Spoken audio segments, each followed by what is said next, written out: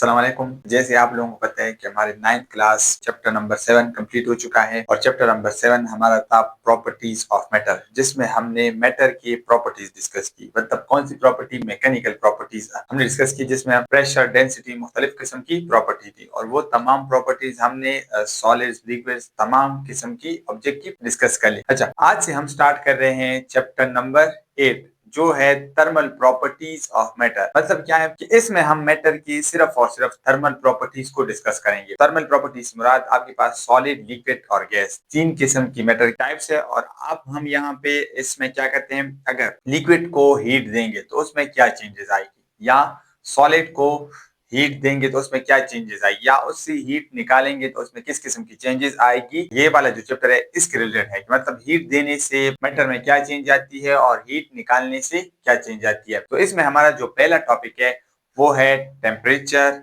Internal energy और heat. मतलब हम ये समझते हैं कि हीट और टेम्परेचर एक चीज है, लेकिन आज वाले जो लेक्चर हम देखेंगे तो इसमें से हमें पता चलेगा कि हीट और टेम्परेचर एक दूसरे से मुख्तलिफ है। अच्छा, उस तरफ जाने से पहले हम दो तीन टर्म्स डिफाइन करते हैं, और वो दो तीन टर्म क्या है। मतलब सबसे पहले थर्मल कांटेक्ट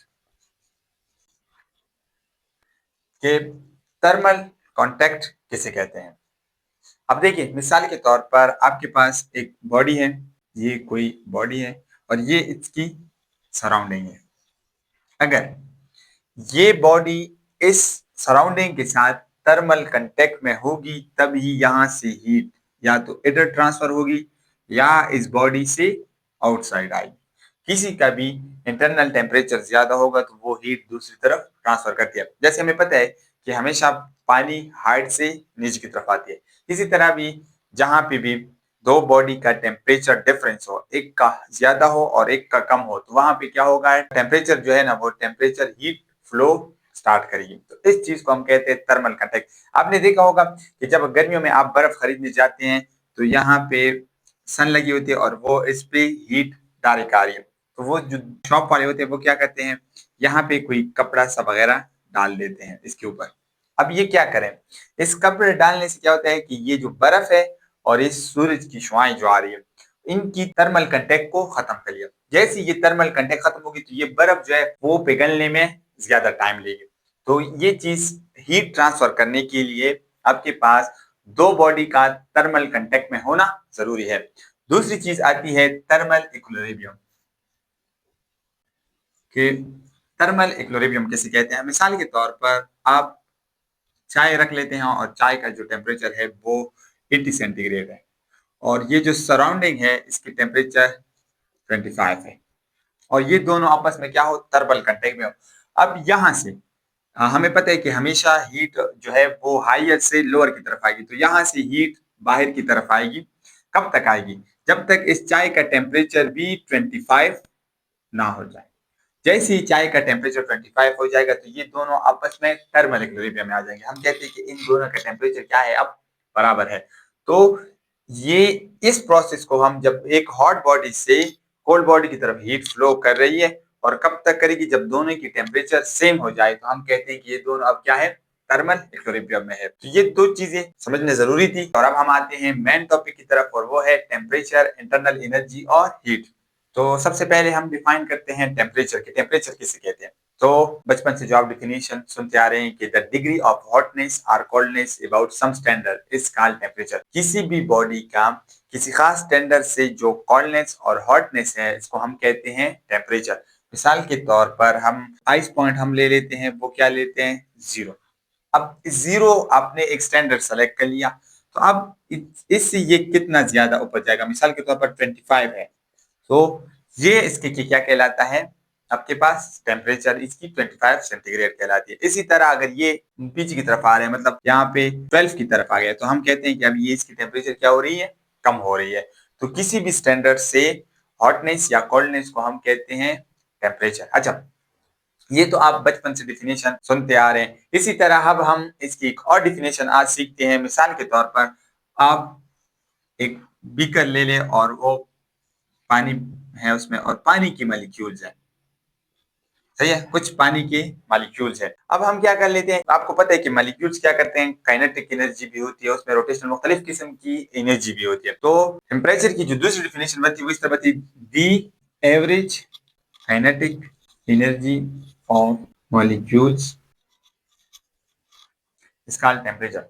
मतलब ये जो जितने भी मॉलिक्यूल्स है आप उसको सम कर लें और फिर उसके एवरेज निकालें और उससे जो वैल्यू आपके पास आएगी उसको हम कहते हैं कि ये क्या है, इसकी टेम्परेचर है। मिसाल में यहाँ पे तो ज्यादा मॉलिक्यूल होते हैं, हम सिर्फ 5 लेते हैं। मिसाल के तौर पर एक मॉलिक्यूल है जिसकी एनर्जी 2 जूल, दूसरे की 3 जूल, 4 जूल प्लस 5 जूल। अब ये 4 मॉलिक्यूल्स है आपके पास और आप इनको डिवाइड करें 4 पे, तो 19 डिवाइड बाय 4, तो इससे आपके पास तकरीबन 4.25 केल्विन। तो ये जो आपके पास काइनेटिक एनर्जी आ रही है इसको हम कहते हैं कि ये क्या है, इसकी टेम्परेचर है। The average kinetic energy of molecule is called temperature. मतलब यहाँ पे हमने क्या कर लिया, सिर्फ 5 मॉलिक्यूल्स ले लिए और हर एक की एनर्जी मालूम की, तो हर एक की एनर्जी मालूम की, उसका एवरेज ले लिया। जो एवरेज जो आंसर आता है उसको हम कहते हैं कि ये आपके पास क्या है, टेम्परेचर है। अच्छा, टेम्परेचर की ये दूसरी डिफिनेशन थी। तीसरी डिफिनेशन, टेम्परेचर आपको ये वाजे करती है कि हीट की फ्लो किस तरफ होगी, कि किस बॉडी से हीट निकलेगी और किस तरफ, हीट की डायरेक्शन आपको बताती है। मिसाल के तौर पर हम यहाँ पे चाय रख लेते हैं और चाय का टेम्परेचर जो है वो 85 सेंटीग्रेड है और यहाँ से सराउंडिंग का जो टेम्परेचर है वो 30 सेंटीग्रेड है। अब ये वाला तो टेम्परेचर तो इसका हाई है और इसका कम है, तो अब हीट यहाँ से फ्लो करेगी इस तरफ आई, तो टेम्परेचर हमें ये भी बताती है कि हीट फ्लो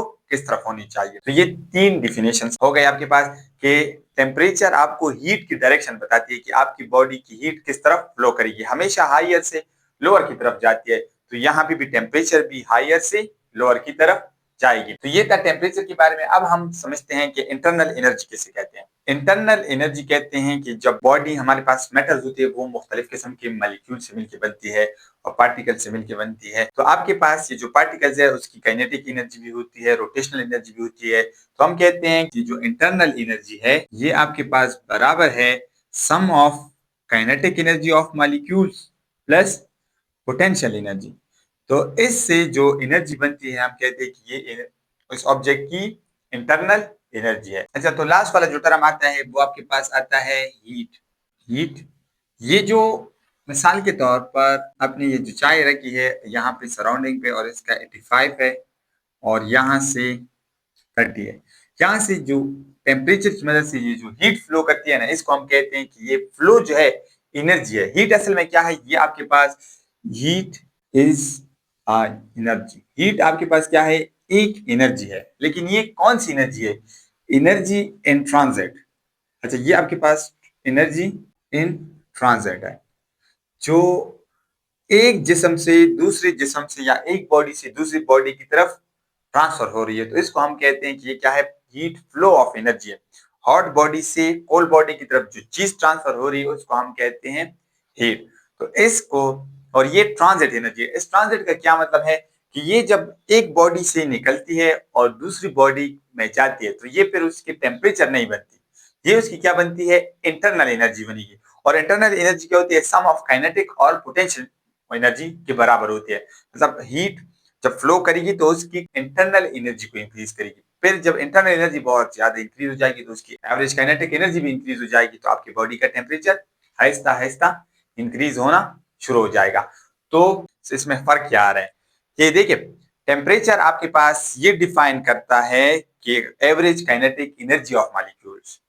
टेम्परेचर की डिफिनेशन एक ये बनती है, या टेम्परेचर आपको ये बताती है कि हीट की फ्लो किस डायरेक्शन में होगी। सही है। दूसरे, इंटरनल एनर्जी आपके पास मॉलिक्यूल्स की क्या होगी, काइनेटिक और पोटेंशियल एनर्जी होगी। और साथ में आपके पास जो जो हीट है ये आपको डिफाइन करती है कि एनर्जी एक जिस्म से दूसरे जिस्म तक कितनी ट्रांसफर हो रही है।